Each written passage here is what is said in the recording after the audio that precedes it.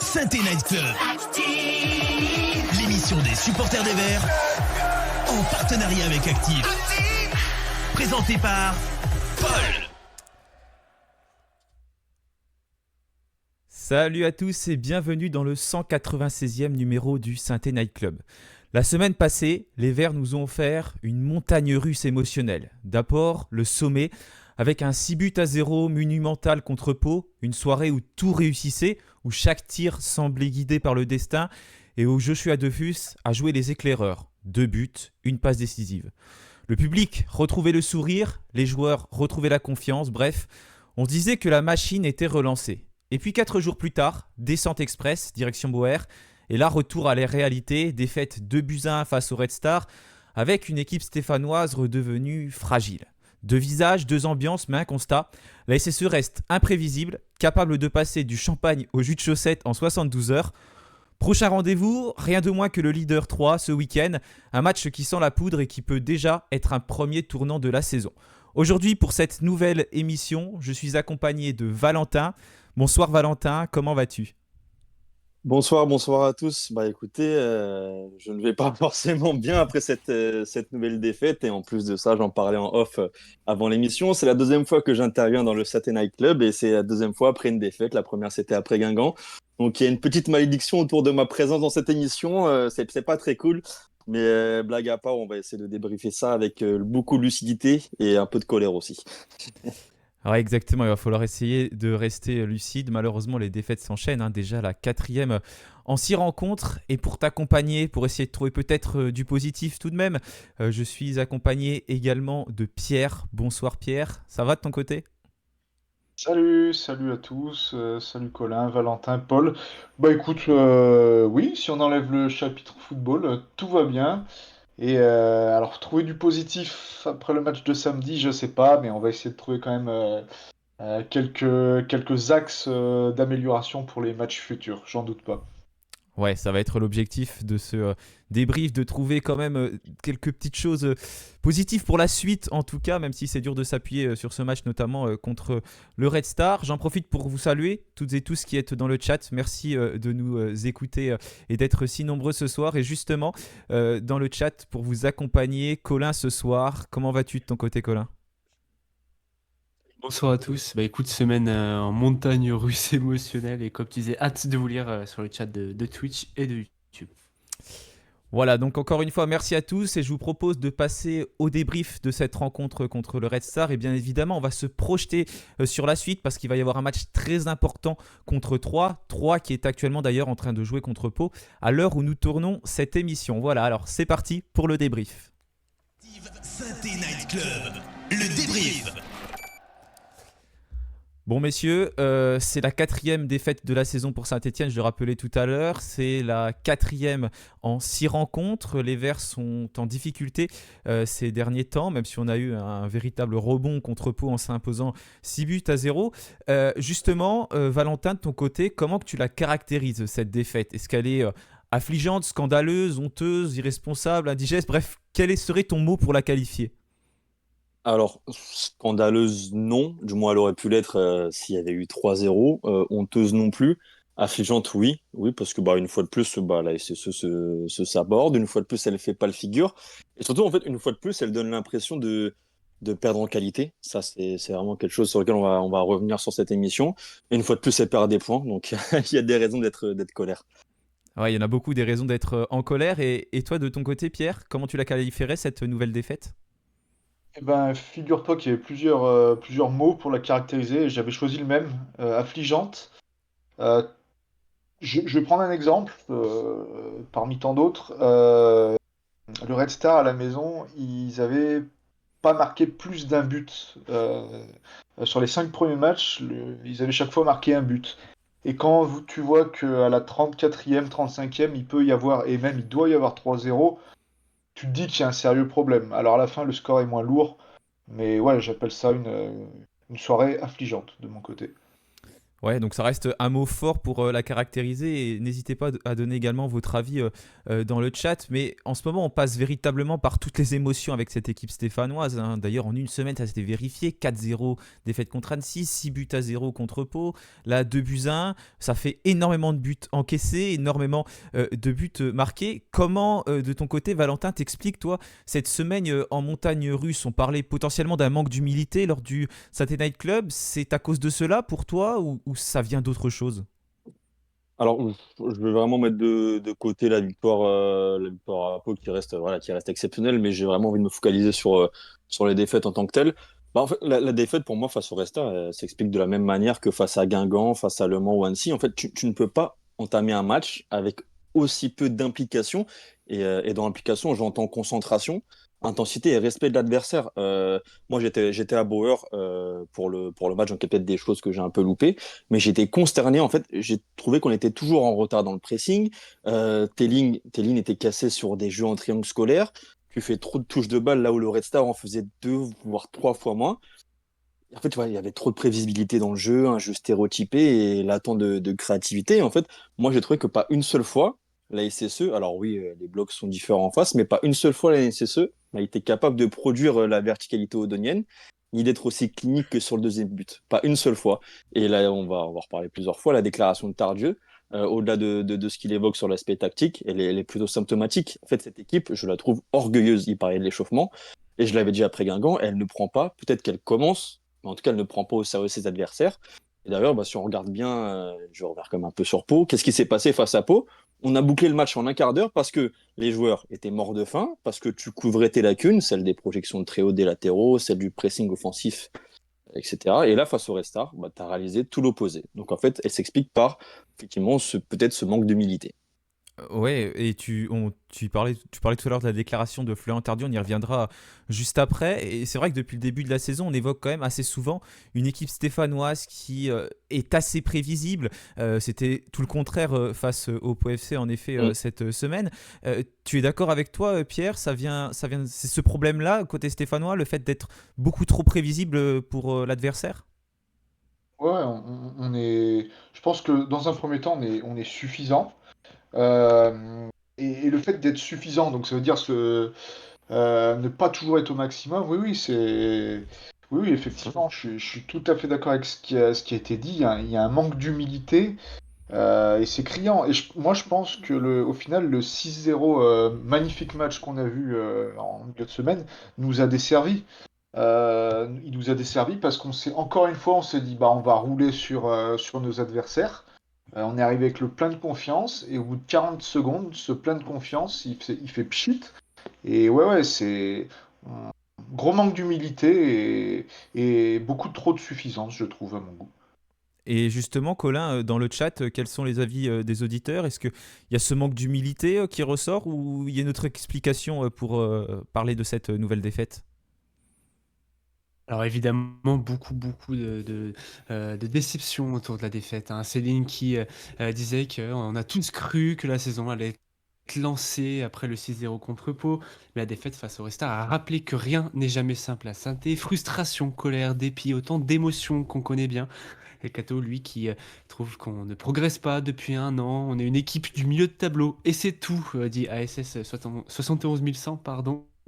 En Hollande, hein, qui est également, qui doit également être rappelé en Norvège pour Flavio, qui laisse trop d'espace entre les lignes, un jeu trop lent, analyser le Cato encore une fois, et puis c'est aussi l'effectif qui est pointé du doigt, JP Gaming 42, qui pointe à un effectif scandaleux, qui n'est pas bon quand ils jouent ensemble, une défense catastrophique aussi pour ASS 71 100, avec des Tardieu, pardon, des Nadé, des Larsonneurs qui sont pointés du doigt, des erreurs de casting au poste d'arrière droit, et puis surtout un manque cruant de joueurs de caractère pour renverser la situation dans des matchs compliqués. Ouais, c'est intéressant. La Saint-Etienne semble en tout cas souffrir toujours des mêmes maux. Tu parlais des cadres comme Florian Tardieu. Justement, après le match, tu en parlais tout à l'heure, Valentin, il a fait une déclaration hein, qui est sortie directement dans les médias. Il a notamment indiqué, je cite, déjà à l'échauffement, j'essayais de dire qu'on n'était pas dedans, je ne le sentais pas. Ce sont vraiment des mots forts employés par Florian Tardieu à ce Mm. moment-là. Est-ce que pour toi, Pierre, ça montre que les joueurs stéphanois, en fait, choisissent leur match ou alors c'est tout simplement dû à un manque de préparation, j'ai presque envie de dire d'inexpérience, même si elle y est quand même dans cet effectif. Bah, je pense que oui, entendre ça, c'est quelque chose qui peut inquiéter et qui va dans le sens que, effectivement, les joueurs choisissent leur match, mais enfin, oui, c'est hallucinant d'entendre. Enfin, déjà, c'est hallucinant de ne pas être à fond dans un échauffement. On parle d'une équipe professionnelle qui a l'ambition de remonter en Ligue 1. Donc c'est hallucinant d'entendre ça et c'est hallucinant de le dire aussi à la presse. Mais oui, cette déclaration fait peur et va dans ce sens. Après, on n'est pas dans le vestiaire, mais vu ce qu'on voit à la télévision et au stade pour certains, oui, oui, ça va dans le sens, ça va dans un mauvais sens, effectivement. Et toi de ton côté, Valentin, comment t'as réagi juste après avoir lu cette ou entendu cette déclaration de Florian Tardieu? Bah, j'étais un peu, alors choqué, je sais pas si je galvaude un peu le terme, mais ça m'a laissé un peu perplexe parce que c'est vraiment des déclarations souvent annonciatrices d'un vrai problème au sein d'un groupe. De tirer comme, enfin, finalement, c'est comme s'il tirait un peu sur tous les joueurs parce que là, il parle d'échauffement, il parle d'implication et aussi, mine de rien, comme s'il tirait un peu sur le staff et sur le coach. Donc ouais, elle est un peu problématique cette sortie, mais elle est aussi symptomatique d'un problème depuis le début de saison qui est, comme j'ai relevé juste avant, du manque d'implication, je trouve, dans les entames de match, quoi. Ouais, tu parlais justement que ça parlait peut-être aussi du staff, tout ça. Il a aussi parlé, on l'a pas relevé là, mais de la façon de jouer d'Eric Horneland. C'était ce que demandait le coach stéphanois. Je me souviens plus exactement des mots qui ont été cités, mais c'était juste dans la même déclaration. Bon, Eric Horneland, c'est lui aussi empressé de parler devant les médias, forcément, en conférence de presse d'après-match. Il a indiqué, avec ce but qui arrivait tôt, on a perdu la confiance que nous avons bâtie. C'est tout de même aussi des mots forts qui sont employés par le coach stéphanois. Est-ce que pour toi, Pierre, c'est seulement une question de confiance ou bah, le mal est quand même plus profond? On parlait tout à l'heure d'humilité notamment, mais est-ce qu'il y a quelque chose d'autre à dire à part cette confiance? Alors, pour le coup, je suis d'accord avec Corneland. Je pense que justement, on est arrivé avec beaucoup de suffisance, comme je disais, et un peu trop de confiance. Et cette confiance, elle a été brisée en, je crois, c'est même 33 secondes. Elle a été brisée et voilà. Et après, enfin, tout le plan part en l'air en fait. Au bout de 33 secondes, avant le match, on s'attend, voilà, on arrive avec de la confiance, on s'attend à leur rouler dessus et au final, au bout de 30 secondes, t'es déjà mené. Donc c'est vraiment la confiance qui est touchée. Et après, pour se remettre dans le match, c'est compliqué. Tu prends le deuxième, et là voilà, après, tu essayes de réagir, mais c'est déjà trop tard. Donc oui, je pense que ce but encaissé très tôt a grandement contribué au fait qu'on passe à côté samedi soir. Tu rejoins Pierre dans son analyse, Valentin, par rapport à cette confiance Bah, qui a volé en éclats directement après le début du oui, match? clairement, sur le factuel, moi j'ai parlé d'implication, etc. Mais c'est vrai que quand tu prends un but aussi de manière précoce, ça plombe ton match et ça plombe la confiance que tu avais engendrée sur le match précédent. Et on l'a vu aussi face à Annecy. Quand au bout d'un quart d'heure, tu prends un rouge, plus un but, et en plus à l'extérieur, bah forcément, c'est un tournant pour l'issue du match. Donc oui, là, cette Et, histoire de confiance, je le rejoins totalement Pierre sur ça. et Valentin, à contrario, t'as les Parisiens ou Odoniens, c'est comme ça qu'on dit, Odonien, ouais. voilà, qui sortait d'une défaite 3-0. Et voilà, ça change le rapport de force Et bien directement. sûr, et t'es à la Et bon, maison. T'es à ça la se trouve, maison. si on l'avait pas pris au bout de 30 secondes, on l'aurait pris au bout de 10 minutes. C'est possible aussi. Mais c'est vrai qu'un but aussi précoce, dans les têtes, je pense que ça fait vraiment mal. Et en plus, bah, justement, là, tout à l'heure, je parlais de Pau. Après, le football, c'est pas une science exacte, mais si on met pas ce but au bout de 2 minutes, on finit certainement pas avec 6-0 non plus, je pense, hein. C'est vrai aussi. Même si on a C'est été vrai. très bon, et Pau a été très faible aussi. Bon, comme quoi, ouais, c'est pour ça qu'il faut être impliqué dès le début du match, ça aide pas mal. Ouais, c'est malheureusement quelque chose qui nous fait défaut ces dernières semaines. Je vais lancer Colin sur le chat juste avant. Je fais quand même un petit point sur le match entre le Red Star et Pau entre 3 et Pau qui se dispute actuellement. Il y a toujours 0-0, hein, ça fait une demi-heure que ça joue. Mais 3 vient de prendre un carton rouge. C'est l'attaquant Ben Taleb qui a été exclu, donc il ne disputera pas la rencontre contre Saint-Etienne. Revenons donc à notre débrief de la rencontre. Colin, quelles sont les réactions du chat après les déclarations de Florian Tardieu et d'Éric Orneland? Bah écoute, Clément qui annonce que la SS doit rapidement réagir puisque c'est la crédibilité de Kilmer qui est déjà en doute, souligne ces derniers. Puis aussi un manque d'humilité, de créativité, de stratégie pour Yannick, des joueurs qui ne sont plus présents au club dans leur tête depuis quelques semaines. Sosigno, lui, qui souligne également un manque d'humilité à tous les étages du club, bien trop de vanité chez les dirigeants, le staff et puis les joueurs. Laurent qui remarque que Stassin lâche le maillot vert depuis quelques semaines. Un pétard mouillé, affirme Elchez. L'attaquant qui va, je cite, jamais progresser avec un boulard pareil.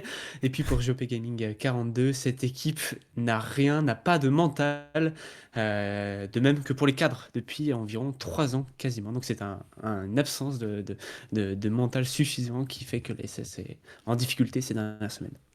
Merci Colin, en effet il y a quand même des mots forts qui sont employés dans le chat et justement on va en profiter pour parler de la composition, ça permettra aussi de parler notamment de Lucas Tassin. Au niveau de la composition de départ, il y a eu un seul changement par rapport à la rencontre, donc gagné 6-0 contre Pau. C'est Zuriko Davitashvili qui a remplacé Boaké qui n'était pas dans le groupe, hein. Il n'a pas pu prétendre à une place de titulaire comme il n'a pas été convoqué, il était laissé au repos. Donc sinon on a pris exactement les mêmes et on recommence. En tout cas, l'objectif, c'était de recommencer. Ça n'a pas été le cas. Est-ce que vous avez quelque chose à redire sur le papier? Si on fait comme si le match ne s'était pas disputé, c'est facile après, mais est-ce que vous avez quelque chose à dire par rapport à la composition qui a été faite et notamment le choix de remettre Dufus à la place de Lucas Tassin? Quel est ton avis, Pierre? Pour moi, c'était logique. Pour moi, j'aurais mis exactement le même 11 parce qu'il y a quand même quelques absences. Miladinovic au milieu, derrière Lamba. Donc, pour moi, la seule question, c'était Stassin Dufus. Bon, il a choisi Dufus, ce qui est logique vu son bon match contre Pau. Pau qui vient de marquer d'ailleurs à l'instant, Ah. 3. Et donc c'était la seule interrogation. Mais par contre, ce que je comprends pas, c'est à la mi-temps, t'es mené 2-0. Je sais pas, moi je suis Horneland, il veut jamais changer de système, mais je pense que ça aurait été la bonne occasion pour essayer de faire un 4-4-2 et éventuellement associer Dufus et Stassin un petit moment ensemble en seconde mi-temps. Donc la composition de départ, je valide, mais ouais, j'aurais tenté une association Stassin-Dufus à la mi-temps, juste pour voir ce que ça donne. Ouais, on l'aborde souvent, hein, la composition d'Éric Orneland et ses choix tactiques. C'est vrai qu'on est plus sur un 4-3-3 qu'autre chose. Il ne bascule jamais dans un autre système. En 4-4-2 qui pourrait potentiellement permettre d'aligner Lucas Tassin et Joshua Dufus ensemble ou alors tenter peut-être même autre chose. Qu'est-ce que tu en as pensé, toi, Valentin, de ce 11 de départ? Il te semblait cohérent ou tu aurais vu autre chose? T'es du même avis que Pierre? Ouais, je suis totalement du même avis que Pierre. Et puis, de toute manière, enfin, Horneland a toujours cherché la continuité. Et en l'occurrence, après une victoire 6-0, tu ne peux que remettre le même 11. Alors, bah, du coup, Boaké n'était pas là pour des raisons médicales. Mais oui, c'était cohérent. Il y avait rien à redire. Tu avais injecté du sang neuf face à Pau. Tu remets les mêmes personnes face au Restart. C'était nickel, j'avais envie de dire. Cardona était en forme, Dufus tout autant. J'aurais peut-être aimé voir El Jamali dans le 11 parce que je trouve que Tardieu commence un peu à ouvrir le capot, certainement le poids de l'âge aussi, surtout le poids de l'enchaînement des matchs. Ouais. Et comme Pierre, j'aurais bien aimé un petit changement de système à la mi-temps, voir les deux alignés devant, Dufus et Stassin, parce que je pense que ce sont des joueurs qui parlent le même football, des joueurs complémentaires. Et c'est vrai que pourquoi pas un jour les voir ensemble. Moi, je le souhaitais déjà depuis le début de la saison, plutôt que à chaque fois en fait de voir soit 45 minutes de l'un, soit 60 minutes de l'autre, peu importe. C'est vrai que pour le coup, on aurait pu tenter ça. Après, sur la deuxième mi-temps, en soi, je vais dire que ça s'est bien passé, mais on est revenu presque au score. On a eu des opportunités, donc le 4-3-3 n'a pas fait tâche non plus. Mais ouais, non, la compo, en tout cas, pour moi, c'était une bonne idée que de la reconduire. Malheureusement, ça n'a pas payé ses fruits, mais en ce sens, il n'y avait pas pour moi de problème. Ouais, c'est vrai que par rapport à ce qui s'est passé contre Pau, en tout cas, ça semblait cohérent. Il n'y a pas eu beaucoup de changements d'effectués. Après, peut-être qu'on le verra par la suite, hein, cette association de FUS-Stassa. On verra comment ça évolue. Eric Orneland a déjà mis, par exemple, de FUS titulaire, alors qu'il y a encore quelques jours, il a annoncé qu'il voulait déjà donner de la confiance à Lucas Stassa avant de changer d'attaquant. Donc, tout peut évoluer. On verra comment ça va se passer pour la suite. Je vois que dans le chat, il y a plein de choses d'évoquer, notamment Ferreira. On y reviendra dans quelques instants. Je voudrais juste vous lancer avant tout sur le top flop. On va peut-être l'aborder du coup. Quel est votre top flop de cette rencontre, Valentin? Alors top, à prendre avec des pincettes, hein, parce que pour moi les tops, ça existe très rarement quand on perd, surtout quand on est SSE, quand on est en Ligue 2. Mais je vais mettre David Ashvili parce que je le mets souvent sur le pilori quand il est pas bon. Et on aime bien parler en ce moment sur la twittosphère de son body language, son langage corporel.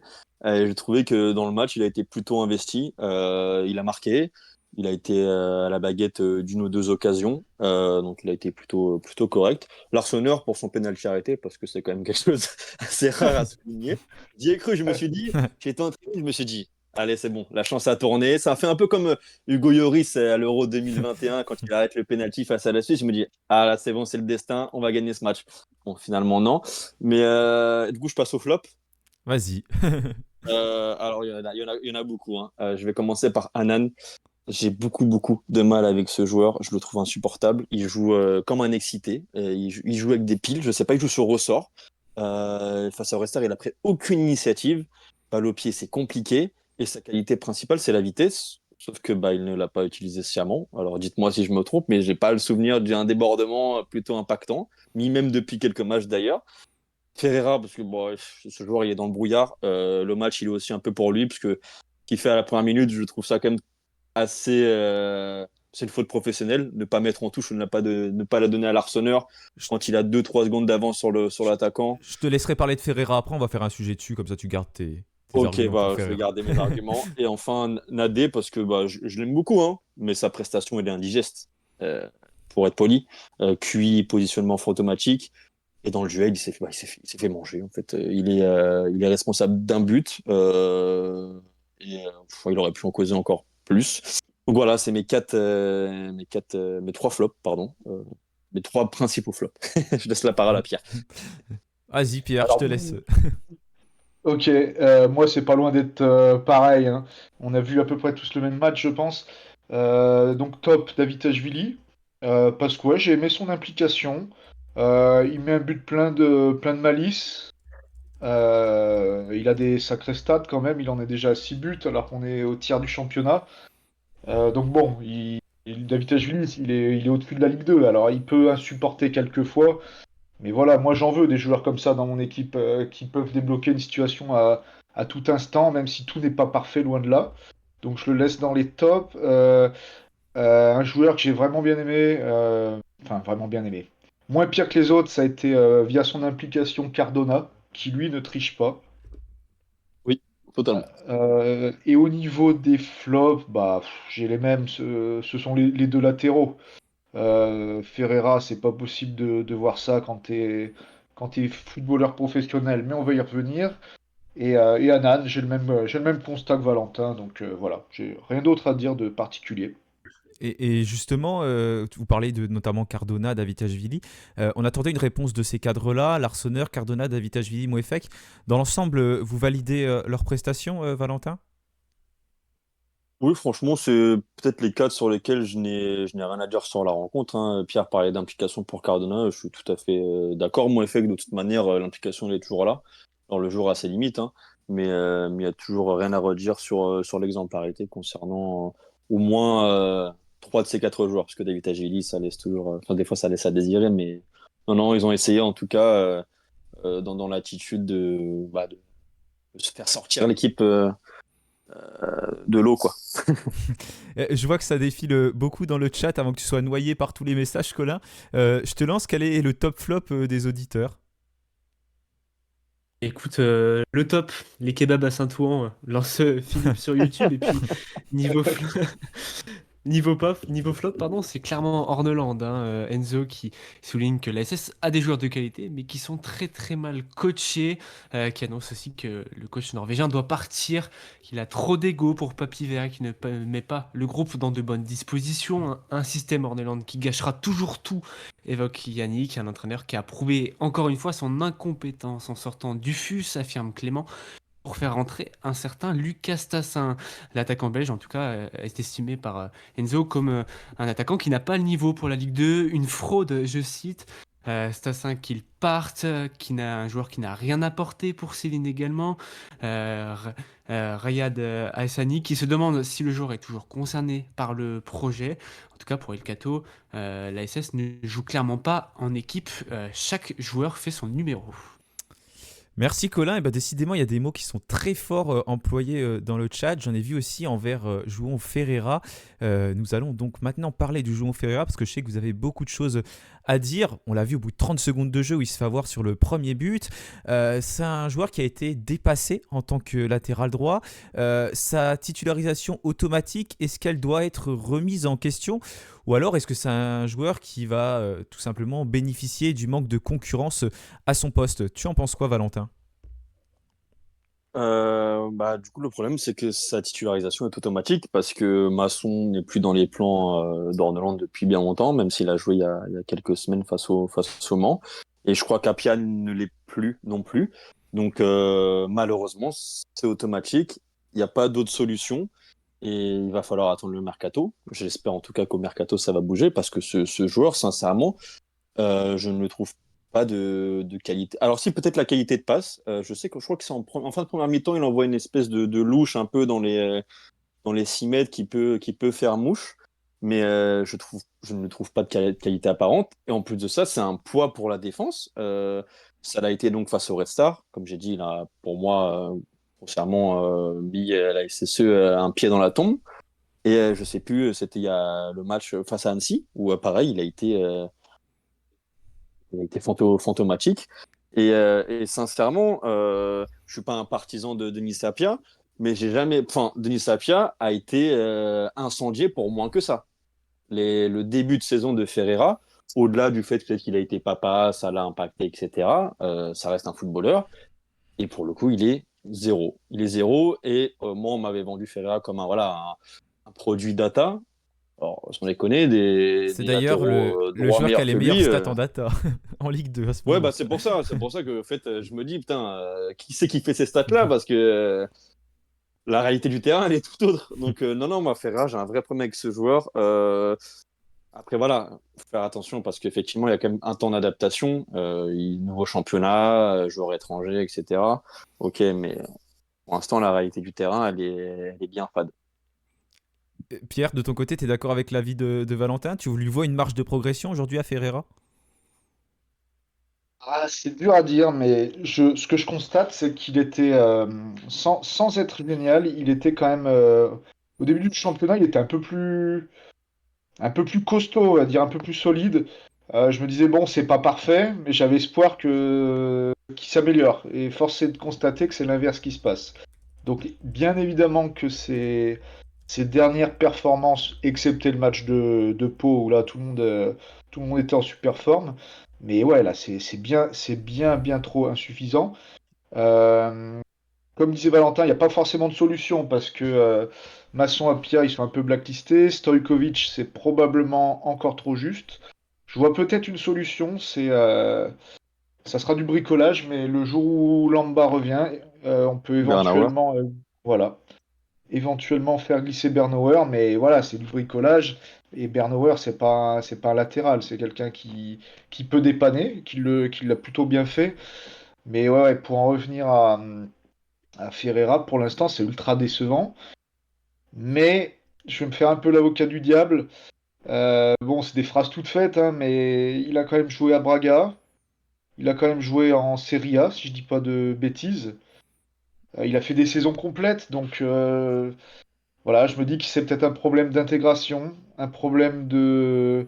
Effectivement, il a été père il y a peu de temps, donc on sait tous que... Enfin, il a peut-être fait des allers-retours au Portugal. Voilà. Je suis loin d'être sûr de moi, mais je suis pas catégorique et je pense et j'espère qu'il y aura une progression, mais sans en être sûr à 100%. Moi, pour l'idée du bricolage, j'ai même été à repenser à l'idée de Mouefek latéral droit. Comme il a commencé sa carrière à ce poste-là, je me suis dit, Ferreira, je ne peux plus. Allez, Mouefek, par pitié, essaie de dépanner à droite. Et c'est quand même. Mais j'ai une question. Pourquoi il a fait une vingtaine de matchs à Braga, qui est pas un mauvais club? Pourquoi il a fait une saison complète à l'Udinese? Je crois que c'était l'Udinese, si je dis pas de bêtises. Pourquoi? Il a pas un CV dégueulasse, Ouais, c'est pour ça que Ferreira. moi, personnellement, j'ai voulu parler un peu, j'ai voulu nuancer mon propos en parlant d'adaptation parce que il y a des facteurs que nous, en tant que spectateurs, que fans des Verts, on ne peut pas comprendre. Et peut-être que ces 3 4 mois ne suffisent pas encore à le voir exceller, mais c'est juste que des fois, il y a des choses qui dépassent ça. Il y a tu le sens des fois quand un footballeur est un bon footballeur et quand il ne l'est pas quand même, quoi.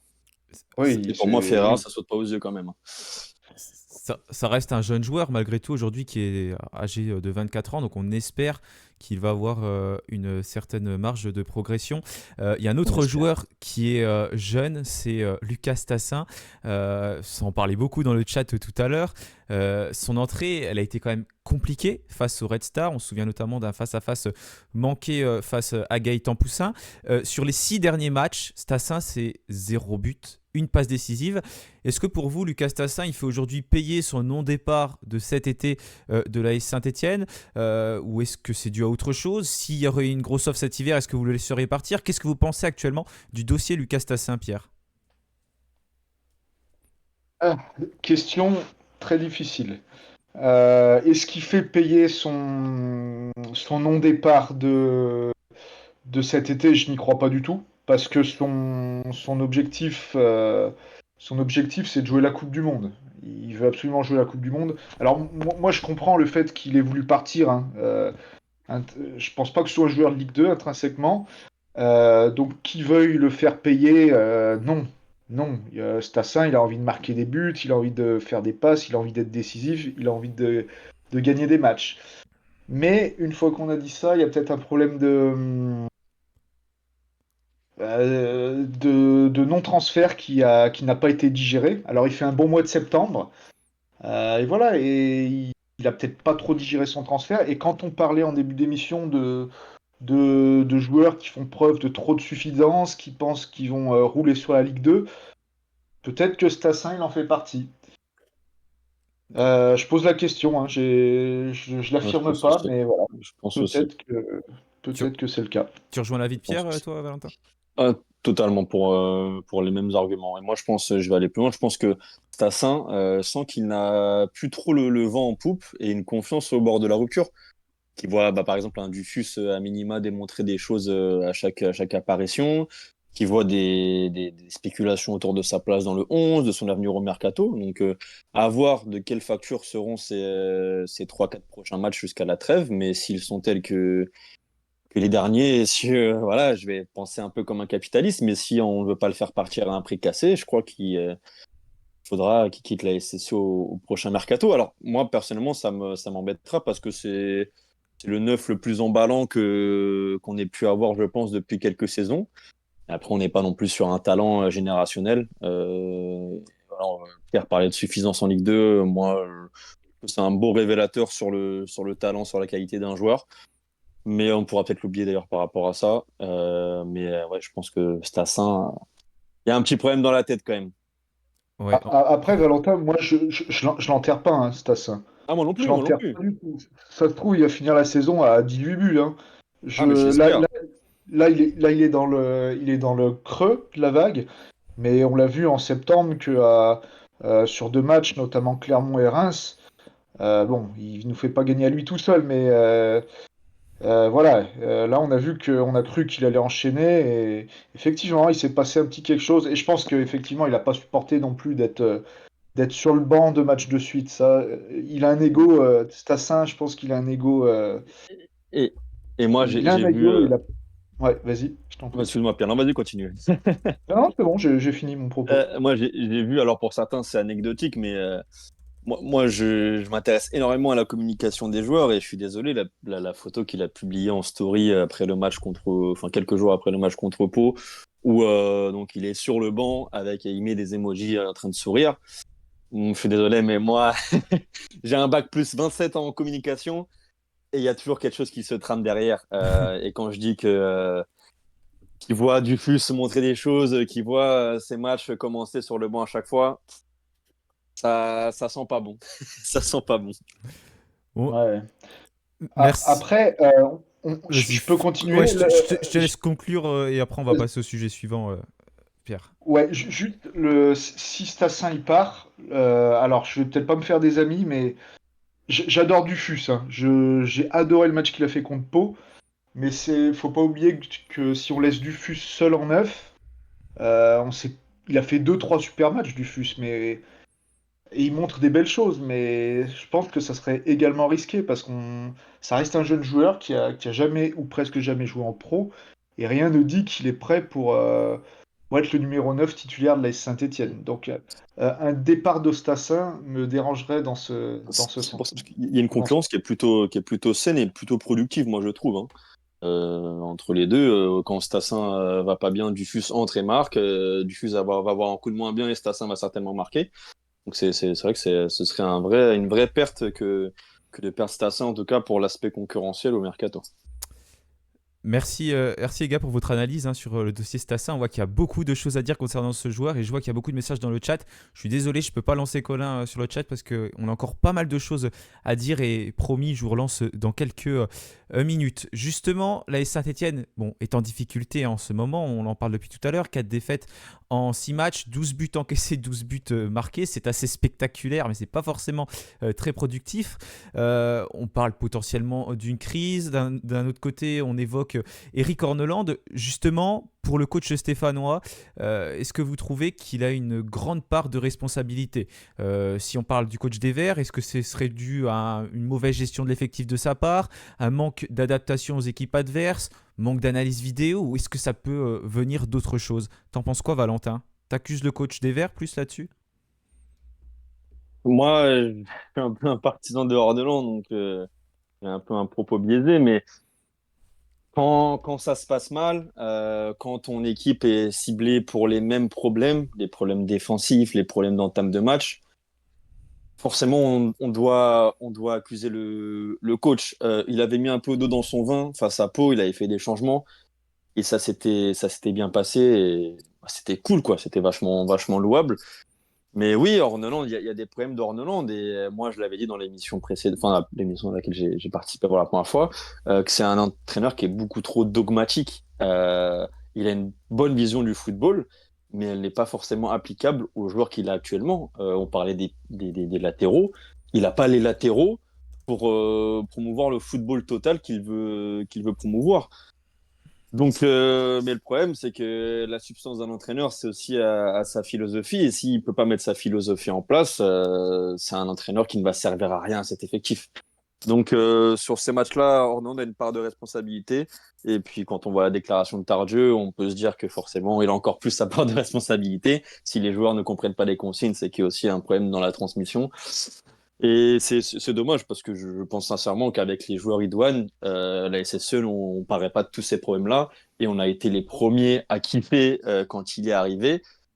Et je pense qu'il y a encore moyen de kiffer tout ça, mais à l'heure actuelle, Orneland est un problème. Oui. Pierre, toi, tu le reproches son côté dogmatique à Eric Orneland ? Oui, oui, oui, je suis d'accord avec tout ce que Valentin dit. Ordeland, il est un peu, excusez-moi du terme, mais certaines fois, il est un peu trop buté. On pourrait parler aussi du manque de. Alors là, c'était fait cette semaine parce qu'il y avait une semaine à 3 matchs, mais il y a peu de turnover, tout ce qui lui est reproché, il y a un peu de vrai. Il y a un peu de vrai. Et vu que les résultats ne tournent pas depuis 6 matchs, voilà, ça ressort et ouais. Enfin, moi, je suis pas non plus, je suis pas anti-Horneland, hein, loin de là. Mais c'est sûr que bon, c'est le coach qui nous fait descendre, même si encore une fois, c'est pas le seul coupable. Mais voilà, avec l'effectif pour moi qu'il a à sa disposition, il doit nous faire remonter. Et là, on était sûr il y a un mois qu'on allait remonter. Maintenant, on est moins sûr. Donc forcément, le premier fusible, alors il est pas encore viré, hein, mais le premier fusible, c'est le coach. Et voilà, va falloir qu'il s'adapte et qu'il trouve les bonnes solutions, voilà, pour mener à bien l'objectif. Et justement, tu penses qu'il doit être remis en question, toi, Eric Horneland, tout de suite, et si ça se passe mal contre 3, il faut se séparer du coach ou t'activerais d'autres leviers? Ouais. Je pense que oui, je pense que si on prend une valise à 3 ou même si on perd, euh, ouais, là pour moi Ouais. la question se pose. Parce que je pense que c'est pas pour être méchant et médisant envers Horneland, mais je pense que n'importe quel coach français, Dalloglio ou Montagnier, je pense qu'avec cette équipe, n'importe quel coach français arrive à nous faire remonter. Ouais. Donc si Horneland nous met, je sais pas, à 10 points de la première place à la trêve de Noël et à 6 points de la deuxième place, ouais, là je crois qu'il faudra agir et même avant. Tu rejoins l'avis de Pierre, Valentin, là-dessus? Oui, oui, totalement. Et surtout que moi, j'aime bien prendre en comparaison la saison d'il y a 2 ans, de la saison de la remontée. Euh, si Batles reste, je suis persuadé que la SSE ne remonte pas. Donc, s'il y a un changement à faire, c'est effectivement au prochain mercato, à la trêve hivernale. Même si on a les moyens, même si on a les joueurs, le temps presse toujours un peu, surtout dans ce championnat super flexible. Donc, effectivement, le match de 3 sera un bel indicateur enfin, j'espère qu'il sera un bel indicateur de l'avenir d'Orneland. Si ça gagne, qu'il reste. Si ça gagne pas, il faut changer maintenant. Il faut changer maintenant. Merci pour votre analyse sur Horneland et Colin, justement dans le chat, qu'en pensent les viewers du cas Eric Horneland, de sa façon de procéder? Est-ce que c'est un coach qui agace en ce moment? Écoute, Horneland, go back to Norway, lance Flavio tout à l'heure. Et puis d'autres qui, on peut beaucoup lire des départs d'Orneland. Orneland doit partir, notamment pour Job Gaming 42. Stéphane qui souligne un mauvais système de jeu, une incapacité à s'adapter à l'adversaire. El Cato, lui, de son côté, qui dit que pour ce jeu, on n'a pas l'effectif, qu'on n'est pas le PSG, comme on avait pu l'annoncer juste avant, la SS qui était qualifiée du PSG de la Ligue 2. Un jeu prôné qui n'est pas non plus les latéraux, analyse Laurent, un coach qui semble perdu, retient Elchez. Mais pour Fatima, le problème, ce n'est pas uniquement Ronoland. Les joueurs aussi ont une part de responsabilité qui n'est pas tout noir ou tout blanc pour Nathalie. Le problème pourrait bien être ailleurs pour certains. Ouais, justement, la manière de fonctionner d'Eric Horneland qui est pointée du doigt par certains joueurs, on en parlait tout à l'heure, notamment Florent Tardieu, donc je cite la suite de la phrase, en fait on l'avait relevé. C'est sûr que sur les renversements, vu ce que demande le coach, ça peut être d'autres faiblesses. Après, ce sont les consignes, donc on les écoute. Donc encore une fois, c'est une déclaration assez forte de la part du milieu de terrain des Verts. Est-ce que c'est la preuve d'une obstination d'Eric Horneland et est-ce que c'est aussi et surtout la preuve d'un début de doute dans le vestiaire? Qu'est-ce que tu en penses, Pierre? Est-ce que tu vois cet effectif aujourd'hui un peu en train de ne plus comprendre et de lâcher Eric Horneland? Bah ouais, je réponds oui aux deux questions que tu poses. Oui, oui, je pense que c'est vraiment un. Euh, il- Tardieu, il a pas rigolé hein, dans son interview. Je l'ai pas écouté pour être honnête, mais oui, oui, c'est un désaveu. C'est clairement, c'est même pas dit à demi-mot, c'est un désaveu. Je sais pas quoi dire d'autre là-dessus, mais oui, quand un joueur dit ça, c'est clair que c'est un désaveu pour Horneland. Tu rejoins Pierre là-dessus, Valentin, Ouais. après cette Oui, déclaration oui, de Tardieu? C'est encore bah, une fois fort. clairement, clairement, ouais, je l'ai évoqué dans les diverses parties dont on a parlé depuis le début de l'émission, mais effectivement, on ne peut que ressentir de l'obstination dès lors qu'il n'y a pas d'assimilation des des consignes. C'est criant. Et pour moi, Tardieu, c'est un véritable cri du cœur. Le mec, il sort d'un C'est match à vrai, hein. 90 minutes, il a 34 ans, il est épuisé physiquement. Donc, c'est le cœur qui parle. Le cœur qui parle. Donc, oui, bah, il y a un problème. Il y a un problème. Et Colin, j'en profite pour te relancer là-dessus parce que j'imagine que ça fait un petit peu parler dans le chat. Qu'est-ce qu'en ont pensé les auditeurs de cette nouvelle déclaration de Florent Tardieu qui les a enchaînés décidément après le match? C'est de l'inquiétude surtout qui ressort sur ce chat. Louis, que même Tardieu concède que c'est Stéphane qui les met en difficulté pour dire comme quoi le coach, l'entraîneur semble lâché en tout cas par son milieu de terrain. Enzo qui par contre tempère un petit peu. Après Papy Tardieu, je cite, il ne court plus du tout, il marche tout le temps, il est cuit, bouilli, rincé. Donc le milieu de terrain est aussi un petit peu pointé du doigt pour ses prestations. Et moi, C'est j'ai vrai. envie j'aimerais ouvrir, pas un débat, mais moi, je pense qu'il y a un problème aussi au niveau de la communication, parce que Horneland, il parle anglais, tout le temps anglais, et il y a la moitié, enfin, pas la moitié des joueurs de l'effectif, mais les Tardieu, les Mouefek, les Nadé, c'est dur, je pense que c'est dur pour eux d'assimiler toutes les consignes en temps réel. Bon, ça, c'est un autre problème, hein, mais je pense que ça doit pas aider non plus. Ouais. Le fait que certains parlent français, d'autres anglais, bon, là, ça, c'est un autre débat. C'est la stratégie qu'il meurt et ça sera toujours comme ça. Mais je pense que ça aide pas. Et moi, j'irais même plus loin, si vous me le permettez. C'est mon père qui le. Je parlais de Saint-Étienne tout à l'heure avec mon père, enfin, comme à peu près tout le temps lors de nos repas.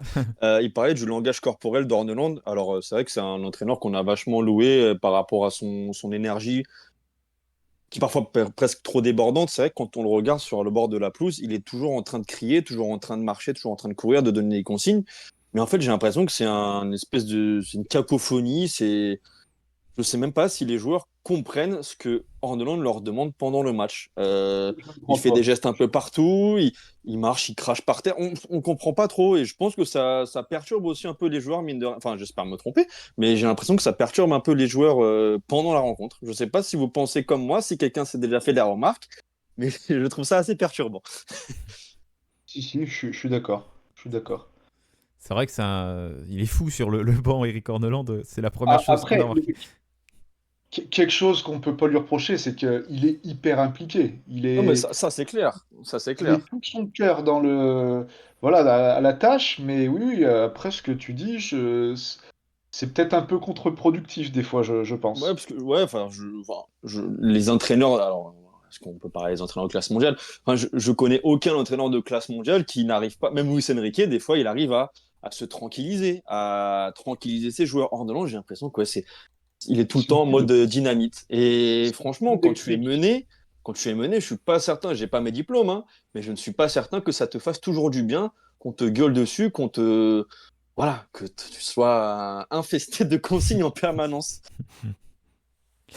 Euh, ouais, c'est vrai que c'est très intéressant d'analyser le comportement d'Eric Horneland sur le banc. En tout cas, ça ne marche pas ces dernières semaines, ça on peut le dire. Ouais. Saint-Etienne est provisoirement troisième, même quatrième là à l'instant T, puisque Pau est en train de battre 3, même si le match n'est pas fini. Donc on peut rechuter du podium en cas de victoire de ces Palois. Si les Troyens venaient à s'imposer, les Verts pourraient être relégués à 7 points de 3. À l'heure actuelle, on n'est pas forcément bien parti pour être champion de Ligue 2. Je rappelle que c'était quand même l'objectif de ce début de saison, même s'il y a une confrontation directe ce week-end. De ton côté, Pierre, est-ce que tu y crois encore à cette première place pour l'AS Saint-Etienne, ou tu te contenterais potentiellement de monter, comme a pu le dire Timothée Mémon dans le dernier Saint-Etienne Club?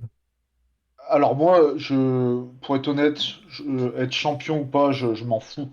Si on est deuxième, je signe largement. Alors c'est sûr que si à une journée, la dernière journée, on est au coude à coude, par exemple avec 3 pour jouer le titre de champion, oui, là, ça sera un vrai objectif. Mais moi, je me contenterai de la deuxième place. Après, est-ce qu'elle est trop loin, cette première place? Bah. On saura plus samedi soir, parce que là, il y a le match de 3 qui est en cours. Bon, ils sont en train de perdre et ils sont en infériorité numérique. Donc, Ça, c'est le premier point. Et le deuxième point, c'est quel résultat on fera là-bas. Donc potentiellement, on peut être à 1 point, on peut être à 10 points. On sera probablement entre les deux. Mais voilà, dire que c'est fini à l'instant T, à l'heure où on se parle, non, pour la première place. Mais si tout tourne mal d'ici samedi soir, ça sera pas fini, mais on sera bien mal embarqué, on va dire. Mais voilà, j'ai bon espoir quand même que voilà, on puisse réagir à 3 parce qu'on l'a vu contre les adversaires de notre calibre entre guillemets, contre Reims et Montpellier, on avait fait des bons matchs. Donc j'ai espoir que voilà, motivation face au leader, j'ai espoir qu'on fasse un bon match. Valentin, toi, tu serais prêt à revoir les objectifs, les objectifs du club, pardon, à la baisse. Ça ne te dérangerait pas de terminer, par exemple, 2 troisième et de monter en Ligue 1 ou vraiment, toi, tu veux qu'on vise cette première Alors, place et c'est tout. on m'aurait posé la question en début de saison. Ma réponse aurait été claire, c'était le titre ou rien, parce que j'avais forcément l'amertume de la descente. Et au regard des moyens déployés par Kilmer, je ne voyais pas que d'autres issues que le titre. Maintenant, à l'heure actuelle, je me dis, bon, je vais peut-être un peu nuancer mon propos. Si on serait deuxième, franchement, ça m'irait très bien. Ça m'irait très bien. Par contre, j'enterre pas du tout les espoirs pendant comme Pierre, j'enterre pas du tout les espoirs. Et je tiens à préciser qu'il y a 2 ans, au crépuscule de la 13e journée, Auxerre était quatrième du championnat, avec, je crois, 4 ou 5 points de retard sur Laval, qui était premier. Au final, ils ont fini champion avec une légère avance sur le deuxième. Donc, certes, 3 aura 4, voire 7 points à la fin de cette journée. Mais on reste la SSE, on a de la qualité, ça va très vite dans ce championnat, on est capable de créer des séries. Donc rien ne dit que, ne serait-ce qu'au mois de janvier, on ne sera pas premier du championnat, donc j'enterre pas du tout. Mais ça ne me dérange pas non plus de terminer deuxième si la saison, en deuxième ou troisième, en tous les cas monter, si la saison s'avère aussi compliquée qu'elle ne l'est actuellement. En fait, j'aimerais juste finir, et je pense que tu seras d'accord avec moi, Valentin, mais on est notre propre adversaire en fait. Exactement. Et, Exactement. mais justement, bon, il y a des équipes qui arrivent derrière, hein, comme Montpellier, comme Dunkerque, il va falloir s'en méfier parce que ces équipes, ça y est, qui sont lancées, qui commencent à prendre des points. Mais moi, quelque chose que je remarque, c'est qu'à chaque fois, j'ai l'impression qu'on est prêt à revoir nos objectifs à la baisse. En début de saison, on se disait, voilà, il faut être champion.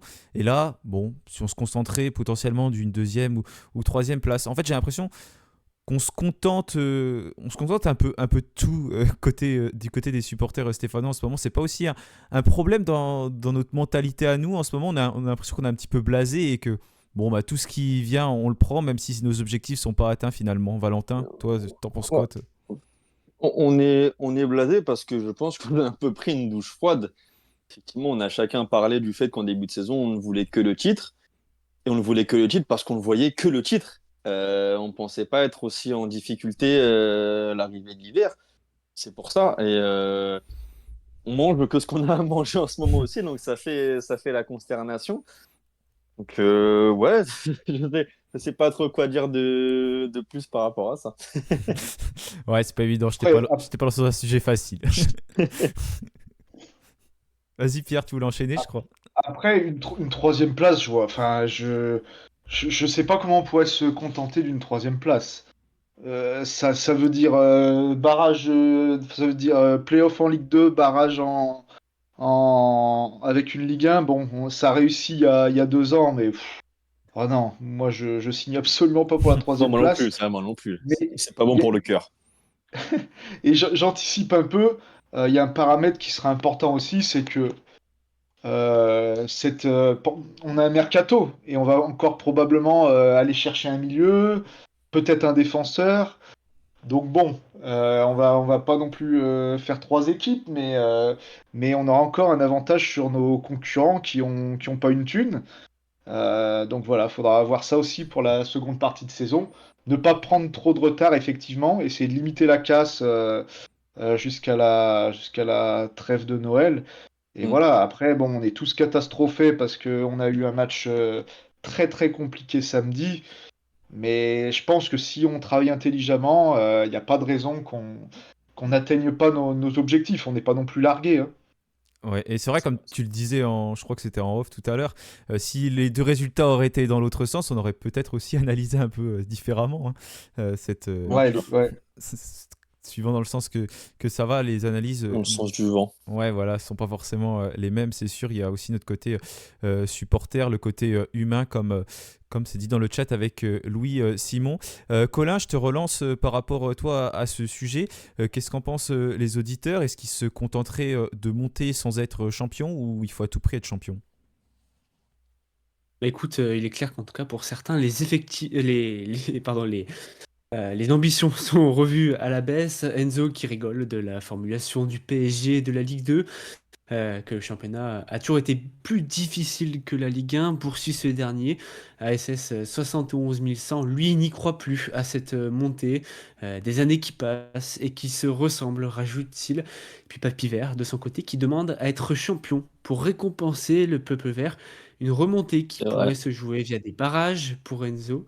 En tout cas, tout se joue sur les matchs retour, repense DB415. L'ASS n'a définitivement pas raccroché, rajoute-t-il. Et puis Dark 4791 qui affirme que les Verts peuvent encore gagner contre 3, que notre équipe est schizophrène, un match sur deux. Oula, Et, un et peu bien, dur ça. justement, tu parlais de 3 pour rebondir sur cette équipe. Je vous propose de passer au prochain match pour conclure cette émission. Donc c'est une première confrontation directe entre les deux équipes que l'on a annoncées favorites de ce début de saison. Les dynamiques sont totalement différentes, hein. J'enlève le match que Troyes est en train de jouer et actuellement perdre contre Pau. Troyes est invaincu depuis 8 matchs, 7 victoires même en 7 rencontres à domicile, 5 buts encaissés à domicile seulement, hein, quand on compare avec les Saint-Etienne, c'est très peu.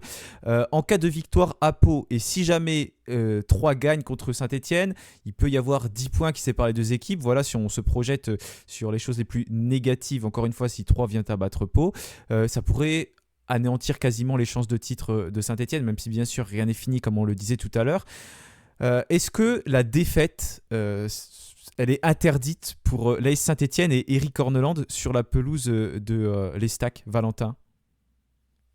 Alors oui, pas forcément parce que c'est 3, parce que 3 est premier, et parce que 3 est un concurrent. Elle est interdite parce qu'on ne peut plus perdre déjà, que ça ferait potentiellement, si on était amené à perdre, la 5e défaite sur les 7 derniers matchs, si je dis pas de bêtises, et ce serait beaucoup trop pour une équipe qui prétend à la montée. En fait, là, il y avait vraiment pour le coup un aspect égo, un aspect identitaire qui fait que non, on peut pas perdre. C'est absolument pas possible. Et donc encore plus, vu que 3 fait une bonne saison et que donc 3 était notre concurrent, presque, j'ai envie de dire, enfin notre seul concurrent direct par rapport à cette montée-là. Donc oui, c'est indispensable. Et puis de toute manière, Orneland ne doit faire en sorte que son équipe gagne ce match s'il veut voir sa tête conservée à la SSE. Pierre, elle est indispensable cette victoire pour que Eric Corneland reste sur le banc stéphanois? Ouais, alors peut-être que le nul, peut-être qu'on pourra se satisfaire du nul si on arrive à faire match nul, à voir le scénario de la rencontre. Mais oui, en tous les cas, il faut pas perdre. Il faut pas perdre. 5 défaites en 7 matchs, ça serait absolument catastrophique. Et ça a beau être le leader qui déroule à domicile. Voilà, on est la SSE, on a des ambitions et non, il faut absolument pas le perdre ce match, c'est interdit. Et Ouais, d'ailleurs, vas-y, pardon. vas-y, enchaîne. Je me permets, tout à l'heure, on a parlé de l'exclusion de Ben Taïeb face à Pau ce soir. C'est une très bonne nouvelle, voire une excellente nouvelle, parce que Ouais. c'est actuellement le meilleur joueur de Ligue 2, en tout cas le meilleur buteur de Ligue 2 et le meilleur joueur de 3. C'est une excellente nouvelle, sachant qu'on a des problèmes défensifs. Franchement, on est un peu béni ce soir. C'est clair. Bah, tu m'as permis comme ça de ne pas prendre la parole parce que c'est exactement la question que je voulais poser sur Ben Ah, Taïeb. pardon. Donc, parfait. Non, c'est bien, c'est bien. Si tu lis dans mes pensées, c'est parfait. Voilà. Et je rajouterais en plus que leur gardien titulaire, le maître, si je dis pas de bêtises, est aussi blessé depuis 2-3 matchs. Oui. Donc ça fait deux titulaires en moins. On se raccroche à ce qu'on peut, mais c'est des petits détails qui peuvent faire une différence à la fin. C'est vrai. On mange, on prend. On Ouais. prend. Pour qu'on soit le mieux possible, j'essaye de suivre en direct. On est à la 54e minute de jeu et il y a toujours 1-0 pour Pau. Et c'est Ryan Messi qui a marqué à la 33e minute de jeu. Pour conclure, avant de passer au pronostic, on a parlé notamment de la composition qui était alignée face au Red Star et qui était quasiment identique. Cette composition face à 3, est-ce que Pierre, tu attends des changements dans le 11 d'Orneland? Non, pas forcément. Tout simplement parce que il n'y a pas. Alors, on peut se poser la question effectivement des latéraux, mais pour mettre qui? Comme on l'a dit, Masson et Apia sont blacklistés. Lamba est pas là. Au milieu de terrain, Miladinovic est encore suspendu. Il y a peut-être Boaké qu'on peut faire rentrer, mais les bons matchs de entre guillemets de David et Cardona contre le Red Star font que moi je laisserai Cardona et Davitashvili. Et la question se pose toujours devant. Ouais, c'est toujours la principale question. Dufus, on en a peu parlé, mais pour moi, il loupe quand même sa première mi-temps au Red Star. Stassin loupe sa seconde. Donc, dur de faire un choix. Je pense quand même que Orneland remettra Stassin, mais c'est que mon avis. Tu rejoins Pierre dans son idée, Valentin? Oui, oui, totalement. Juste moi, j'ai parlé un peu plus tôt de Tardieu, le capot ouvert de Tardieu. Je serais d'humeur à le faire souffler un petit peu parce que j'ai trouvé son match face au Red Star assez insipide. Des passes sans cesse vers l'arrière, en tout cas des passes qui ne cassaient pas des lignes, beaucoup de retard dans le pressing, bref, beaucoup de mauvaises notes. Donc j'aimerais bien voir un petit El Jamali ou alors un Gadek Bekou, qui peuvent aussi des métronomes de l'équipe, je pense. Donc ce serait vraiment le seul changement pour moi à apporter à la compo. Et je garderais Dufus aussi parce que, comme Pierre l'a dit, il y a eu un peu un bras de fer de médiocrité face au Red Star. La première mi-temps de Dufus n'est pas bonne, celle de Stassin non plus. Et sachant que Dufus reste quand même quelqu'un qui est plutôt en confiance en ce moment, ouais, j'aimerais bien revoir Dufus parce que c'est aussi un joueur, mine de rien, qui a besoin de régularité. Il avait marqué face à Rodez, il n'a pas pu enchaîner derrière. Il a marqué face à Pau, il n'a pas enchaîné face au Red Star. Donc il faut pour moi redonner cette confiance encore. Mais mis à part ça, effectivement, on est un peu limité au niveau de la défense. Ouais, on partirait pour moi, à part peut-être pour Tardieu, sur le même 11 face à 3, pardon.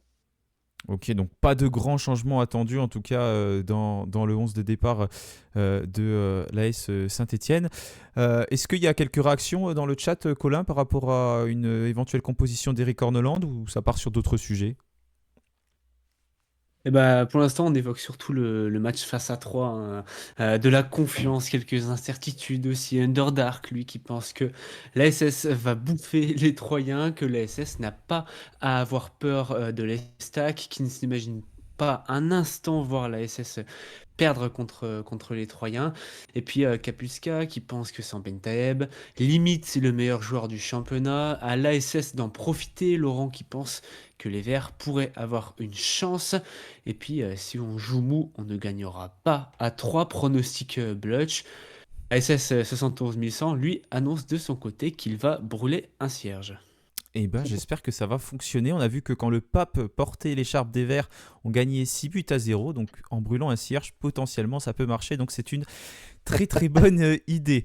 Messieurs, on arrive à la fin de cette émission. Comme d'habitude, l'instant pronostic, hein, la semaine dernière, que ce soit Clément, Timothée ou moi-même, on avait marqué 3 points. Malheureusement, Colin, heureusement, j'ai envie de dire, tu avais marqué 0 points parce que tu n'avais pas pronostiqué une victoire stéphanoise. Valentin, quel serait ton pronostic et s'il y a des buteurs, quels seraient les buteurs côté stéphanois?